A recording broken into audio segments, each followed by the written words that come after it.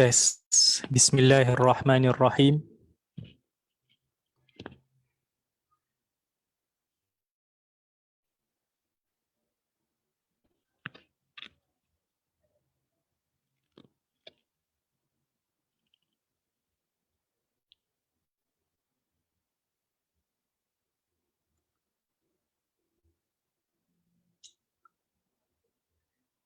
Tes. Bismillahirrahmanirrahim.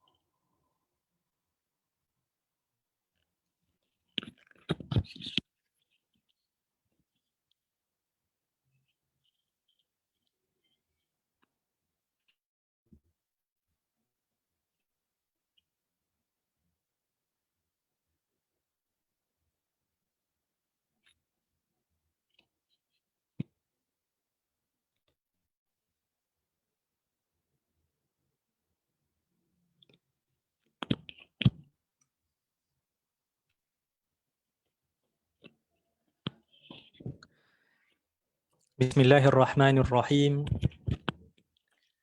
Alhamdulillahi rabbil alamin. Allahumma salli ala Sayyidina Muhammad wa ala ali Sayyidina Muhammad. Rabbi shrah li sadri wa yassir li amri wahlul 'uqdatam min lisani yafqahu qawli, amma ba'd. Assalamualaikum warahmatullahi wabarakatuh. Selamat datang saya ucapkan kepada semua yang ada bersama kami di wadah online Facebook Masjid Al-Mawaddah pada hari ini. Apa khabar semua? Sihat-sihat belaka insya-Allah. Alhamdulillah. Pertama sekali kita bersyukur kepada Allah Subhanahu wa taala atas peluang ini. Kita masih lagi diberikan nikmat keimanan, kesihatan, kelapangan masa untuk sama-sama kita bertemu di majlis ilmu ini, dan kita berdoa kepada Allah Subhanahu wa taala dengan kita berharap apa sahaja ilmu yang kita, apa sahaja maklumat yang kita kongsikan mendatangkan manfaat bagi diri kita, bagi ahli keluarga kita, bagi masyarakat kita, dan juga moga ianya diberkati oleh Allah Subhanahu wa taala insya-Allah.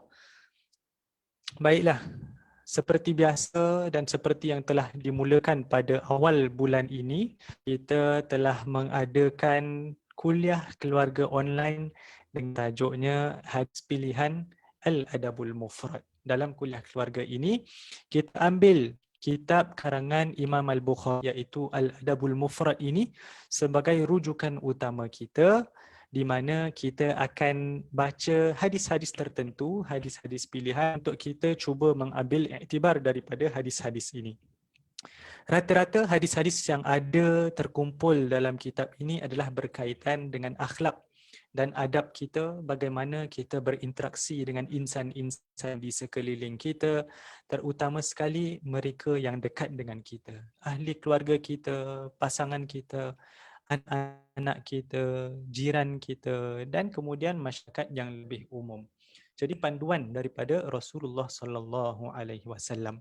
Kita faham sebagai orang Islam, tanggungjawab kita, keislaman dan keimanan kita tidak hanya terhad dengan kita melakukan ibadah kepada Allah, kita solat, kita berpuasa, kita keluarkan zakat dan sebagainya, tapi juga kita dituntut untuk berinteraksi dengan baik kepada makhluk-makhluk yang ada di sekeliling kita. Bukan hanya hubungan kita dengan Allah yang perlu kita jaga, tapi juga hubungan kita bersama mereka yang ada di sekitar kita. Jadi insya-Allah kita ambil pedoman daripada hadis-hadis baginda Rasulullah sallallahu alaihi wasallam. Hari ini minggu keempat, insya-Allah kita masuk bab yang keempat, tajuk yang keempat, iaitu seperti yang diberikan oleh Imam Al-Bukhari rahimahullah, bab riayatul aulad, iaitu bab menjaga kanak-kanak. Jadi insya-Allah pada hari ini kita akan baca dan kita akan kupaskan hadis-hadis yang khas berkaitan interaksi kita bersama kanak-kanak, terutama sekali mereka yang menjadi ibu bapa. Bagaimana, apakah tanggungjawab kita, apakah sikap yang patut kita ada dalam kita berinteraksi dengan anak-anak kita sendiri. Bagi mereka yang mungkin belum jadi ibu, belum jadi ayah pun, tapi insya-Allah masih lagi boleh mengambil manfaat daripada perkongsian kita pada hari ini, daripada hadis-hadis Rasulullah sallallahu alaihi wasallam, dengan apabila kita berinteraksi dengan mereka yang lebih muda daripada kita, kanak-kanak di sekitar kita, mungkin anak saudara kita, mungkin di luar sana di dalam masyarakat, apabila kita bertemu dengan seorang anak muda, bagaimana kita dituntut untuk berinteraksi bersama mereka. Jadi insya-Allah kita ambil pedoman bersama. Antara tajuk yang akan kita kupaskan pada hari ini adalah sebab kenapa kita perlu mengasihi kanak-kanak. Itu soalan yang pertama. Apakah jawapan kepada persoalan ini? InsyaAllah kita akan lihat nanti. Kemudian sikap rahmah pada makhluk. Rahmah ini merupakan antara sifat Allah. Tapi Allah juga telah menciptakan sikap rahmah ini dalam makhluk-makhluknya. Makhluk ini seperti yang kita tahu bukan hanya terhad manusia. Kepada haiwan, binatang dan sebagainya, mereka semua ada sikap rahmah, ya. Bukan hanya terhad kepada manusia. Kita akan lihat hadis di mana Rasulullah sallallahu alaihi wasallam menggambarkan tentang haiwan pun mereka ada sikap rahmah dalam diri mereka. Kemudian akhir sekali, doa sebagai tanda rahmah. InsyaAllah kita semua tahu bagaimana pentingnya dan berat nilainya doa daripada orang tua. Sebagai ibu, sebagai ayah, doa kita amat penting untuk anak-anak kita. Dan seperti mana kita menyayangi mereka, kita nakkan kebaikan untuk anak-anak kita, maka jangan lupa, jangan kita kedekut untuk mendoakan kebaikan bagi diri mereka. Sekali lagi saya ingin mengundang barang siapa yang ada bersama kita pada hari ini, sekiranya ada apa-apa soalan, ada apa-apa perkongsian maklumat, ada apa-apa maklum balas, insya-Allah boleh diajukan di ruang komen di sini di Facebook Live. InsyaAllah kita dapat lihat bersama dan kita akan cuba mencari jawapannya bersama insya-Allah. Baiklah, dengan tajuk kita pada hari ini, bab menjaga kanak-kanak, kita teruskan kepada hadis yang pertama. Baiklah, di sini dapat kita lihat sepotong hadis yang singkat sahaja. InsyaAllah kita baca sama-sama, ya. Daripada Abi Sa'id radhiyallahu an, bahwasanya Nabi Muhammad sallallahu alaihi wasallam telah bersabda, barang siapa yang tidak mengasihi, maka dia tidak akan dikasihi. Barang siapa yang tidak mengasihi, maka dia tidak akan dikasihi. Hadis yang singkat, pesanan yang singkat daripada Rasulullah sallallahu alaihi wasallam, tapi membawa peringatan yang amat dekat bagi diri kita sendiri. Terutama sekali kita sebagai orang tua terhadap anak-anak kita. Kita sebagai orang dewasa terhadap kanak-kanak yang berada di sekitar kita, anak muda yang ada di sekeliling kita. Apakah sikap, kalau kita boleh rumuskan satu sikap yang perlu kita ada apabila kita berinteraksi dengan mereka yang lebih muda daripada kita, apakah sikap tersebut? Tidak lain dan tidak bukan adalah sikap rahmah, sikap kasih mengasihani, sikap kasih sayang, untuk kita menyayangi mereka yang lebih muda, kanak-kanak yang lebih muda daripada kita. Jadi itu adalah sikap yang utama, ya. Dan di sini kita lihat Nabi berpesan kepada kita semua. Kita ni yang dah dewasa ni, yang dah menjadi ibu, yang menjadi seorang ayah, ini adalah pesanan daripada Rasulullah sallallahu alaihi wasallam. Nabi kata apa? Nabi kata, barang siapa yang tidak mengasihi, maka dia tidak akan dikasihi. Jadi peringatan untuk kita semua bahawasanya kita sebagai orang tua, kita nak diri kita dihormati. Kita nak anak-anak kita apabila mereka berinteraksi dengan kita, mereka berbual dengan kita, mereka meminta sesuatu daripada kita, untuk mereka menghormati kita sebagai orang tua kepada mereka.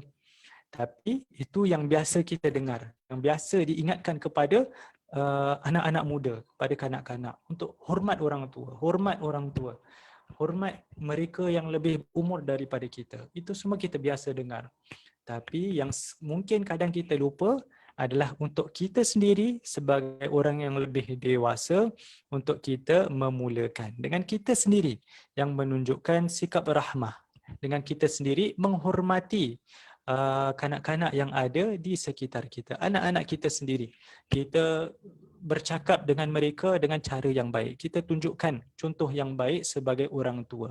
Kita layan mereka dengan penuh kasih sayang seperti mana kita nak dikasihi dan disayangi oleh anak-anak kita. Jadi itu Rasulullah sallallahu alaihi wasallam memesan kita untuk mulakan langkah yang pertama.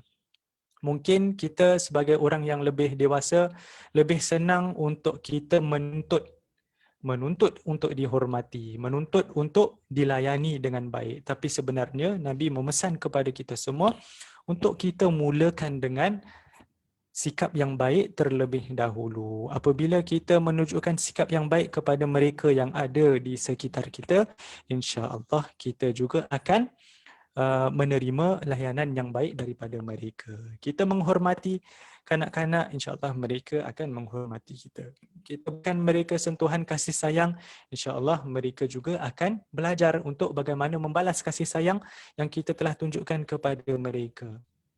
Kita menjaga mereka dengan baik, kita berikan mereka perhatian, insya-Allah mereka juga apabila mereka dewasa nanti, mereka akan belajar untuk memberi perhatian, untuk menjaga keperluan kita dan sebagainya. Itu adalah sikap yang diajar oleh Rasulullah sallallahu alaihi wasallam. Jadi selepas ini kalau kita dengar ataupun kita tergerak untuk ingatkan anak-anak muda, hormat orang tua, hormat orang tua, hormat orang tua. Kita mestilah ingat di sebalik pesanan itu juga adalah pesanan untuk diri kita sendiri, iaitu rahmatilah mereka yang lebih muda. Rahmatilah mereka yang lebih muda. Itu adalah pesanan daripada Rasulullah sallallahu alaihi wasallam. InsyaAllah dengan kita menghormati, dengan kita merahmati, kita tunjukkan kasih sayang kepada mereka yang ada di sekitar kita, kita juga akan disenangi dan kita juga akan dirahmati oleh mereka, insya-Allah.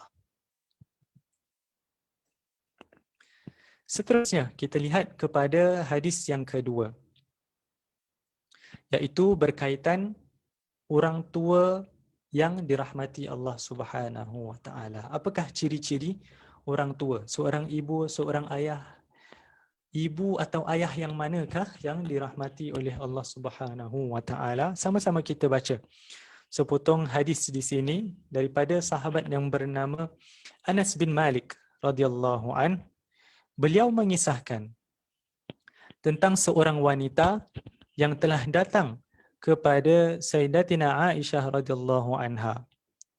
Lalu dia bertemu dengan Aisyah untuk meminta bantuan, untuk meminta sumbangan kerana keadaannya sempit. Lalu Sayyidatina Aisyah radhiyallahu anha memberikan 3 biji kurma kepada wanita yang datang bertemunya tadi. Lalu wanita itu buat apa? Wanita tadi membahagikan 3 biji kurma kepada kedua orang anaknya. Jadi 3 biji kurma tadi dia bahagikan kepada kedua orang anaknya. Anaknya ada 2 orang, diberikan seorang satu dahulu. Lalu apabila anaknya dah habis makan sebiji kurma yang diberikan kepada mereka, anak anaknya itu tadi melihat kepada ibu mereka, seakan-akan mereka mengharapkan lebih lagi daripada itu. Mereka masih lagi lapar. Lalu wanita tadi, hati seorang ibu tadi, sebiji kurma yang ada untuk dirinya, dia bahagikan, dikasih separuh untuk dibahagikan kepada kedua orang anaknya. Tanpa dia mengambil darinya walau sedikit pun. Kita lihat bagaimana kasih sayang seorang ibu.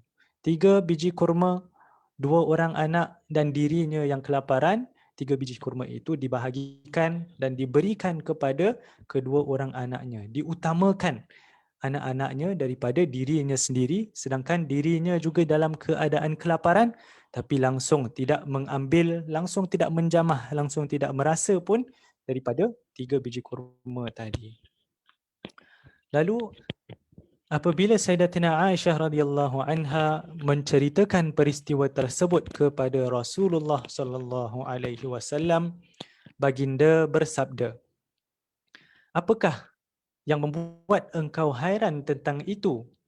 Tanya Rasulullah sallallahu alaihi wasallam. Sesungguhnya Allah telah merahmati wanita itu kerana rahmatnya kepada kedua anaknya.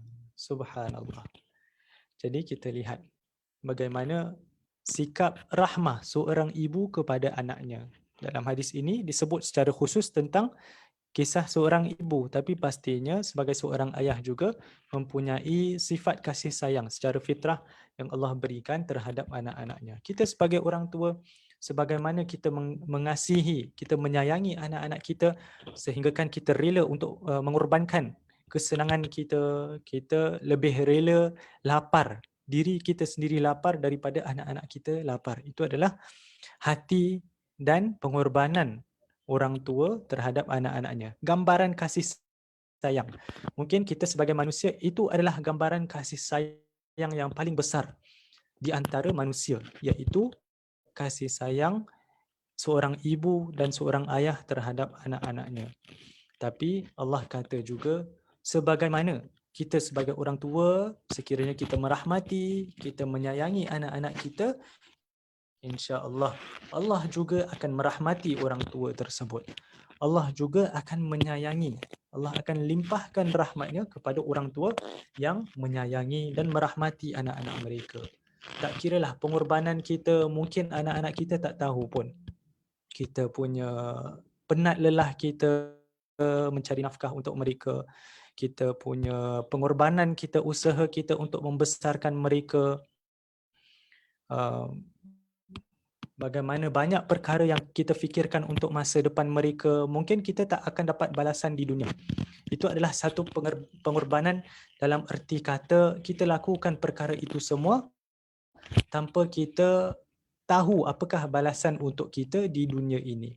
Tapi percayalah, dan Allah telah berjanji dan Rasulullah telah kata bahawasanya kita lakukan itu semua dengan perasaan kasih sayang terhadap anak-anak kita, dengan rasa rahmah terhadap anak-anak kita, insya-Allah Allah juga akan merahmati kita disebabkan sifat rahmat kita terhadap anak-anak kita. Itu adalah pengajaran yang kita boleh ambil daripada hadis ini. Untuk kita sentiasa kita lakukan yang terbaik untuk anak-anak kita, untuk kita menunjukkan sikap yang baik terhadap mereka, untuk kita tidak berkira terhadap mereka dalam membesarkan anak-anak kita, dan kita bersikap rahmah terhadap mereka. Ya, kadang-kadang mereka juga mencabar, ya, membesarkan anak-anak kecil dengan perangainya, mungkin dia belum cukup faham dan sebagainya, tapi dengan kita bersabar terhadap mereka, kita didik mereka dengan cara yang baik, kita tegur, kita berikan nasihat dengan cara yang baik, insya-Allah mereka dapat membesar menjadi insan yang baik, dan dengan disebabkan sikap kita terhadap anak-anak kita, kita menunjukkan sikap rahmah terhadap mereka, insya-Allah kita juga mengharapkan rahmat dan kasih sayang Allah Subhanahu wa taala. Dan kita sebagai Muslim, apakah lagi yang kita harapkan yang lebih besar daripada rahmat Allah Subhanahu Wa Taala? Akhirnya kita hidup dan kita mati, kita tidak mengharapkan melainkan rahmat Allah Subhanahu Wa Taala ke atas diri kita. Maka antara caranya sebagai orang tua terutamanya adalah untuk kita jangan lupa bersikap rahmah dan kasih sayang terhadap anak-anak kita. Selain daripada kita beribadah, selain daripada kita mencari nafkah, kita bekerja keras, kita cuba untuk menabur sumbangan kita kepada masyarakat, jangan lupa mereka yang paling dekat dengan kita, mereka yang hidup serumah dengan kita, mereka yang Allah jadikan sebagai keluarga kita sendiri, terhadap pasangan kita, terhadap anak-anak kita sendiri, mestilah kita terutama sekali menunjukkan sikap yang baik, sikap rahmah kepada mereka.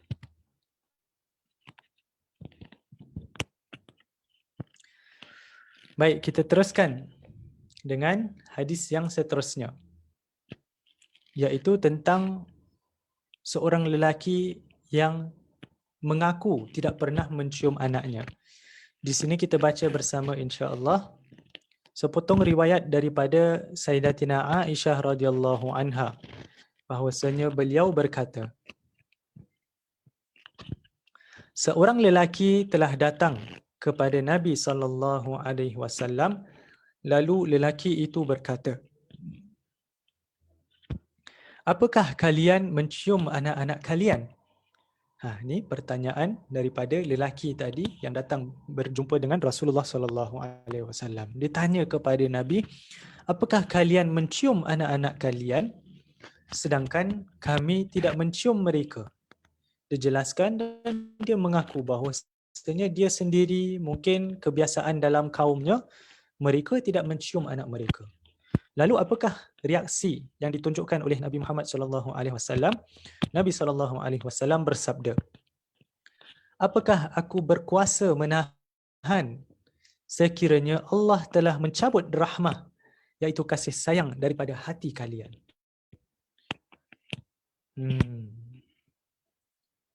Nabi seakan-akan menegur lelaki tadi.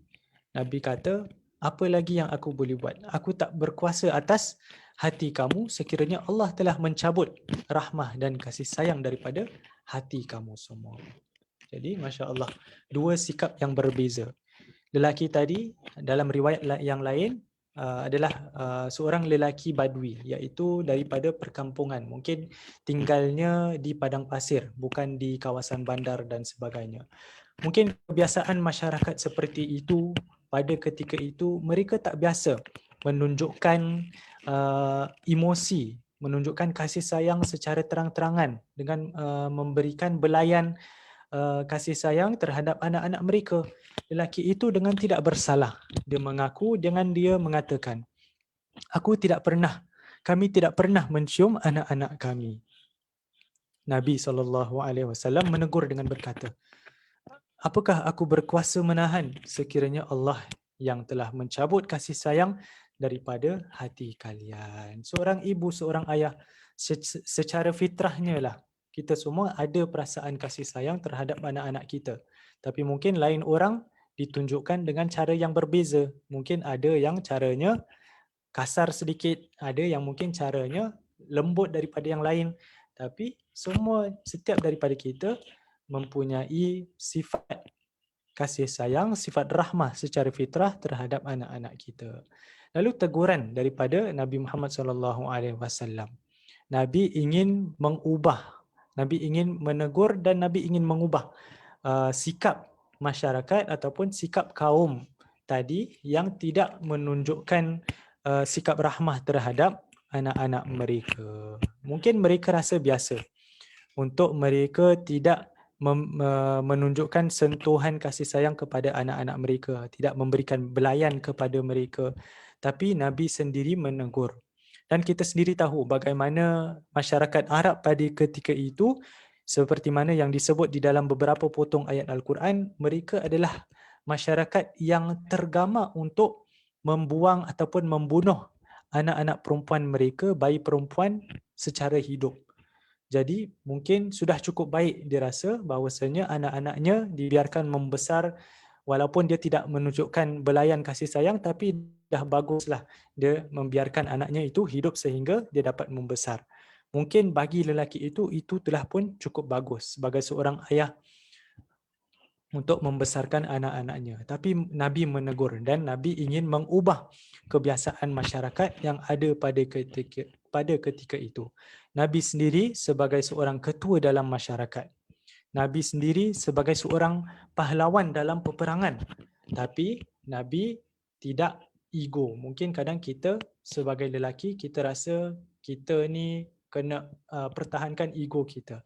Kita tak boleh terlalu bersikap lembut, menunjukkan kasih sayang, menunjukkan emosi kita terhadap ahli keluarga kita, terutama sekali terhadap anak-anak kita. Mungkin persepsi kita itu adalah menunjukkan kelemahan kita. Tetapi sebenarnya tidak. Dan Nabi Muhammad SAW sendiri sebagai seorang Nabi, sebagai seorang ketua dalam masyarakat yang Masya Allah, Nabi sendiri menunjukkan sikap yang terbaik. Nabi sendiri menunjukkan sikap yang mulia, yang sepatutnya kita semua contohi. Nabi tidak ada rasa malu. Nabi tidak rasa janggal walaupun dirinya sebagai ketua keluarga, ketua masyarakat, tapi tidak rasa segan silu untuk menunjukkan sentuhan emosi, untuk menunjukkan perhatian, untuk memberikan belayan kasih sayang kepada anak-anak yang ada di sekitarnya. Masya Allah. Jadi tidak kiralah kita ni siapa. Kita ni sehinggakan dalam masyarakat kita sendiri pun kita bukanlah sesiapa. Kita bukanlah ketua, kita bukanlah menteri dan sebagainya. Kita orang biasa sahaja. Sedangkan Nabi Muhammad SAW pun boleh buang ego, boleh ketepikan ego kita sebagai lelaki lah, untuk menunjukkan sikap kasih sayang kepada anak-anaknya. Ini kan kita yang hanya orang biasa, janganlah kita terlalu keras. Janganlah kita terlalu kering hati kita sehingga kan kita rasa janggal, kita rasa kekok dan kita tak membiasakan diri kita untuk menunjukkan sentuhan kasih sayang terhadap anak-anak kita. Sebenarnya mungkin pada awalnya kita tak terbiasa, mungkin kita apabila kita dulu membesar kita tidak mendapatkan sentuhan kasih sayang daripada ibu bapa kita sendiri, tapi cuba untuk kita mulakan. Dan insya-Allah sekiranya kita menunjukkan sikap yang baik terhadap anak-anak kita, mereka juga insya-Allah kita harapkan dapat mencontohi sikap yang baik daripada kita, iaitu sikap rahmah antara sesama kita.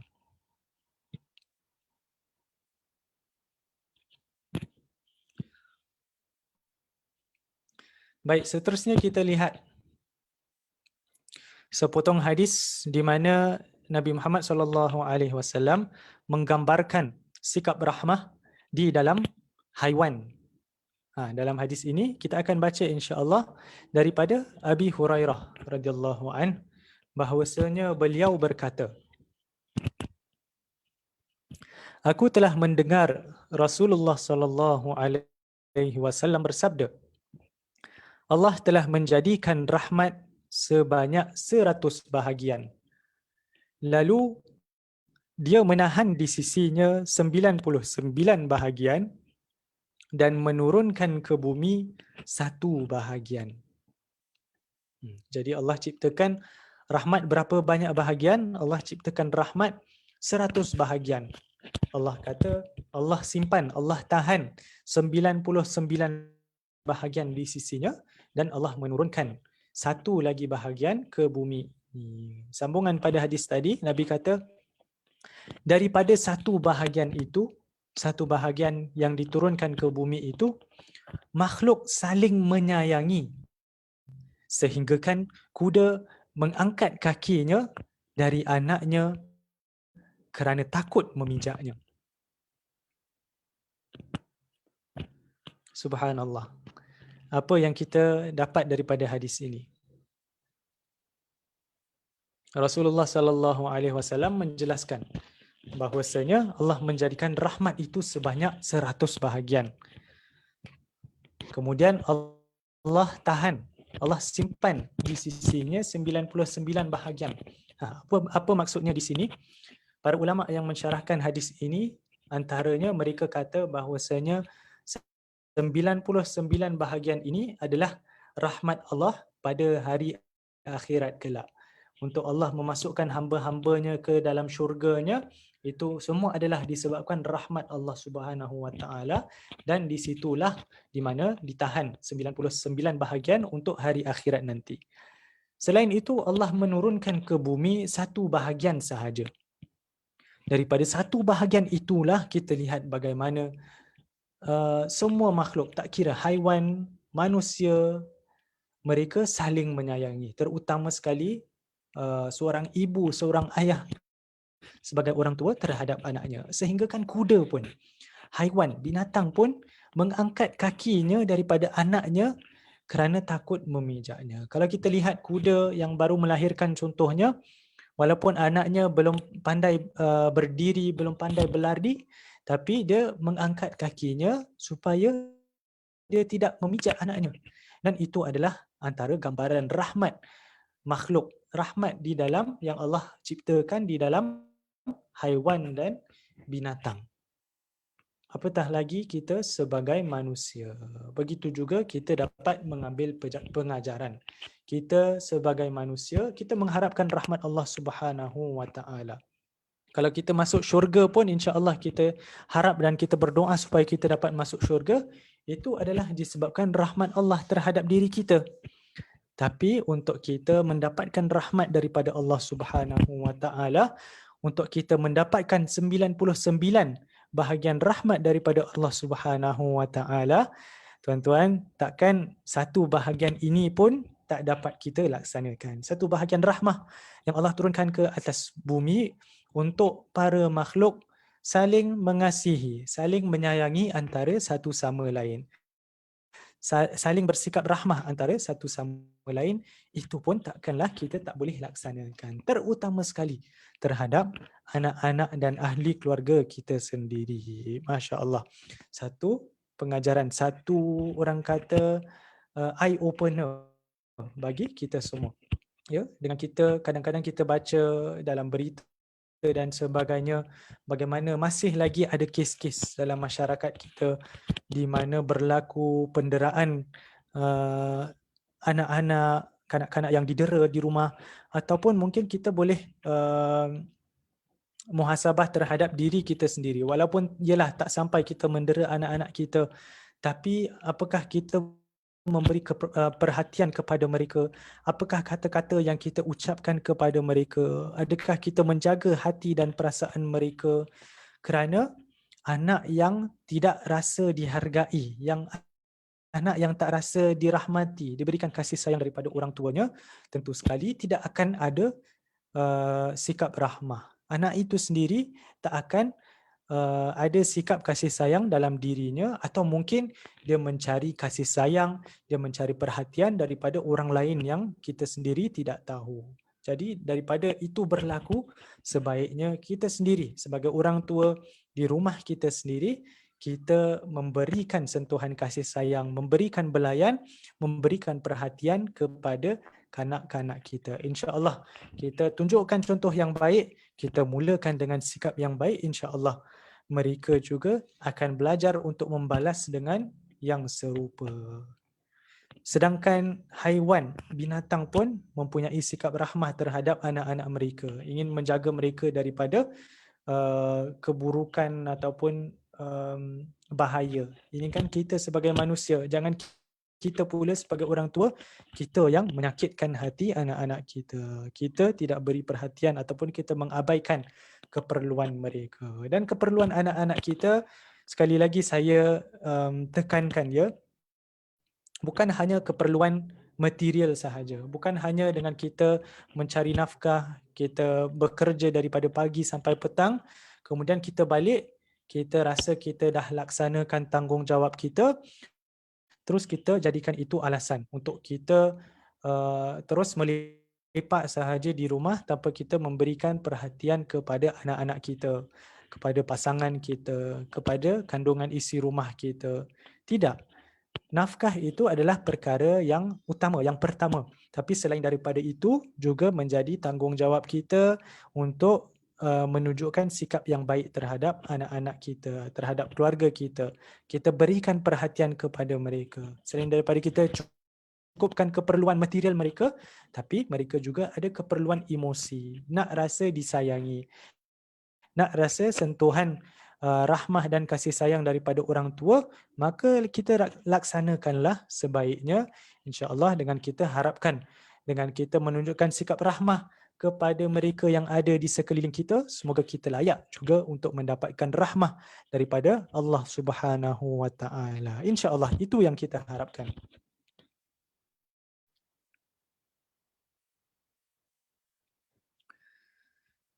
Baik, seterusnya kita lihat sepotong doa Nabi SAW mendoakan cucunya, dan kita juga boleh ambil iktibar kita sebagai orang tua untuk kita sentiasa mendoakan kebaikan bagi anak-anak kita. Di sini kita lihat hadis yang diriwayatkan oleh sahabat yang bernama Al-Barra radhiyallahu anhu. Beliau berkata, aku melihat Nabi SAW sedang Al-Hasan, iaitu cucu baginda SAW, berada di atas bahunya, dan baginda berkata, ya Allah, sesungguhnya aku mencintainya, maka cintailah dia. Subhanallah. Kita lihat di sini bagaimana Nabi Muhammad SAW berinteraksi dan bermain dengan cucunya yang tersayang, iaitu Al-Hasan radhiyallahu an. Al-Hasan berada di atas bahunya. Bermaksud Nabi Muhammad SAW mendukung, mungkin sambil baginda bermain dengan cucunya Al-Hasan, menunjukkan sikap rahmah, menunjukkan kasih sayang. Walaupun Nabi sebagai seorang rasul, sebagai seorang pahlawan, sebagai seorang ketua dalam masyarakat, tapi langsung tidak ada perasaan ego untuk ataupun ego yang dia menjadikan alasan untuk tidak menunjukkan kelembutan dalam dirinya, untuk tidak menunjukkan emosi, untuk tidak menunjukkan sentuhan kasih sayang terhadap ahli keluarganya sendiri. Malah banyak hadis di mana Nabi Muhammad SAW bermain dengan kanak-kanak, membelai kanak-kanak dan sebagainya. Jadi di sini kita lihat bagaimana Nabi berinteraksi dengan cucunya sendiri, dan Nabi mendoakan kebaikan bagi cucunya. Dengan Nabi kata, dalam lafaznya dalam bahasa Arab, Nabi sebut, Allahumma inni uhibbuhu fa'ahibbahu. Allahumma inni uhibbuhu fa'ahibbahu, iaitu yang bermaksud seperti yang kita lihat di sini, ya Allah, sesungguhnya aku mencintainya, maka cintailah. Ya, kita sebagai manusia, nikmat yang paling besar, harapan kita yang paling besar adalah untuk kita mendapatkan cinta dan kasih sayang daripada Allah Subhanahu wa taala. Jadi begitulah, apa yang kita suka untuk kita dapat untuk diri kita sendiri, kita juga doakan untuk mereka yang di sekitar kita, tentu sekali untuk anak-anak kita sendiri. Dan dalam hadis yang lain, saya rasa pernah dikongsi sebelum ini, bahawasanya doa orang tua, seorang ibu, seorang ayah yang berdoa untuk anaknya, itu termasuk antara doa yang tidak ditolak oleh Allah Subhanahu wa taala. Antara doa yang mustajab, iaitu seorang yang dizalimi, ataupun seorang yang bermusafir, ataupun ibu bapa yang mendoakan anaknya. Jadi hendaklah kita sentiasa ucapkan perkataan yang baik terhadap anak-anak kita. Kita takut apa yang kita sebut itu menjadi doa lalu dikabulkan Allah Subhanahu wa taala. Kalau kita membiasakan diri untuk cakap perkara-perkara yang baik, insya-Allah kalau Allah kabulkan, dan akhirnya kebaikan itu kembali kepada anak-anak kita dan kepada keluarga kita.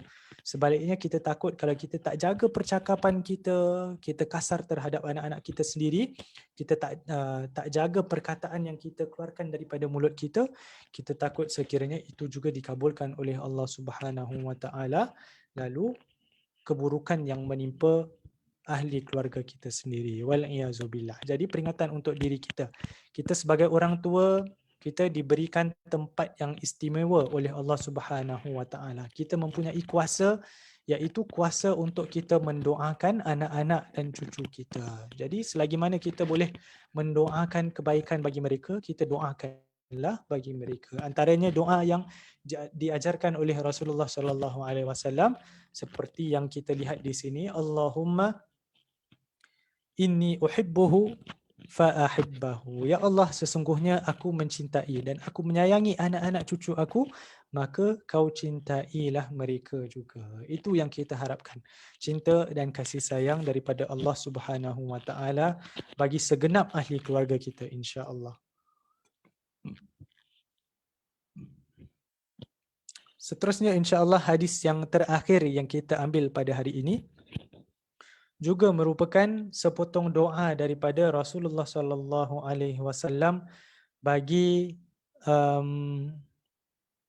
seorang anak muda, iaitu Anas bin Malik. Kita lihat di sini, Anas bin Malik radhiyallahu anhu sendiri menceritakan bahwasanya Rasulullah sallallahu alaihi wasallam telah solat bersama kami dan berdoa untuk kami sekeluarga dengan segala kebaikan dunia akhirat.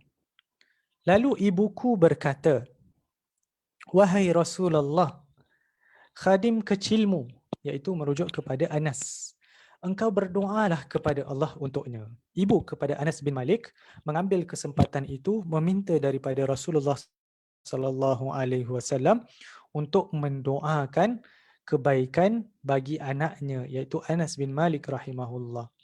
Lalu apa yang dilakukan oleh Rasulullah sallallahu alaihi wasallam? Baginda mendoakan bagiku segala kebaikan. Dan di akhir doanya, baginda sallallahu alaihi wasallam menyebut, "Ya Allah, perbanyakkanlah hartanya dan anaknya dan berkatilah dia."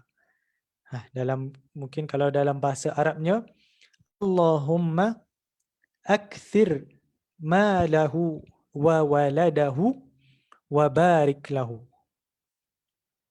Allahumma akthir malahu wa waladahu wa barik lahu. Itu adalah doa Rasulullah sallallahu alaihi wasallam bagi khadimnya yang bernama Anas bin Malik atas permintaan ibu kepada Anas bin Malik sendiri.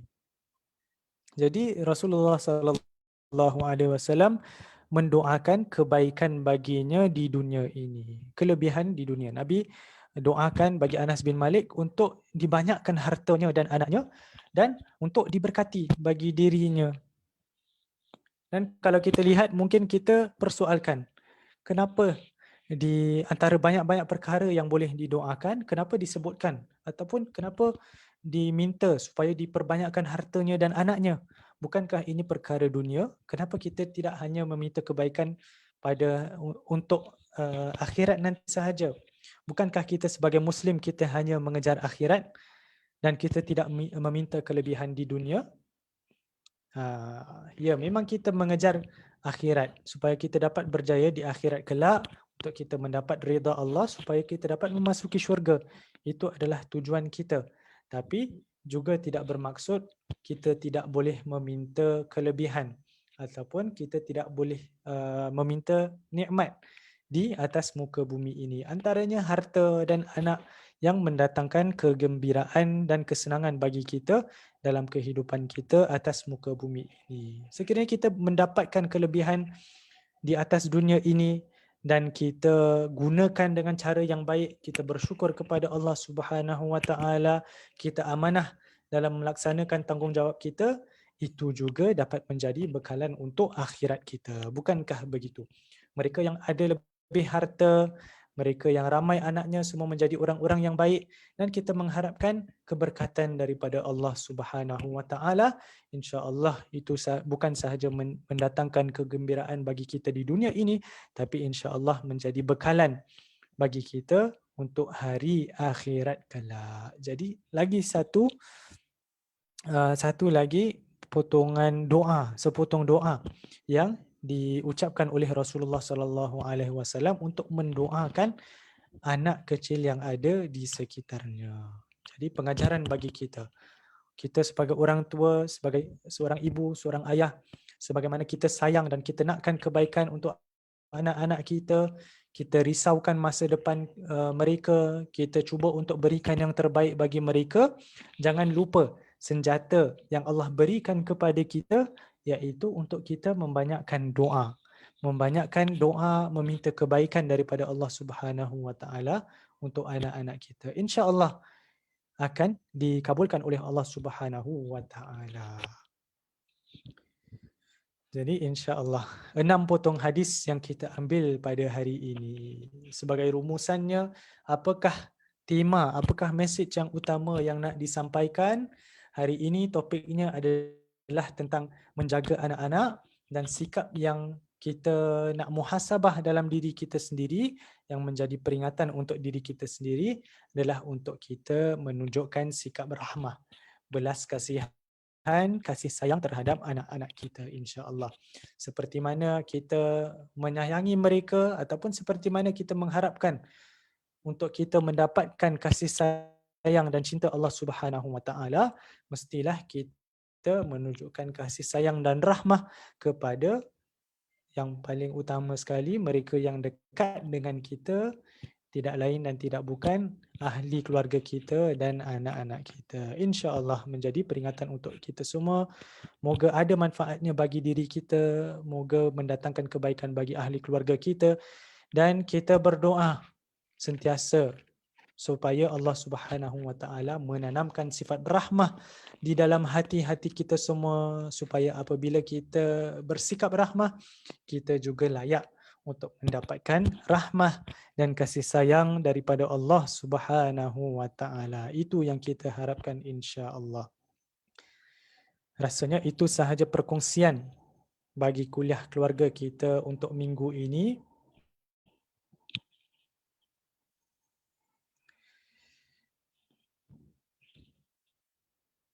InsyaAllah kalau kita diberikan kesempatan, dapat kita sambung kuliah kita seperti biasa pada minggu depan, insya-Allah. Masa yang sama, hari yang sama, insya-Allah, di Facebook Masjid Al-Mawaddah.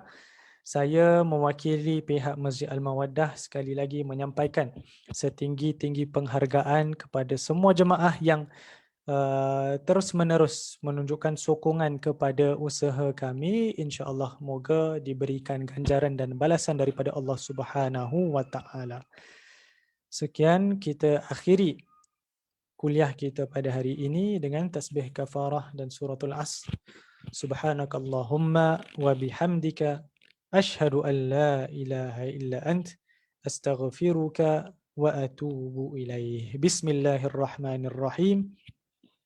Wal 'asri innal insana lafi khusr illa alladhina amanu wa 'amilus shalihat wa tawasaw bil haqqi wa tawasaw bis sabr. Sekian, wabillahi taufiq wal hidayah. Wassalamu alaikum warahmatullahi wabarakatuh.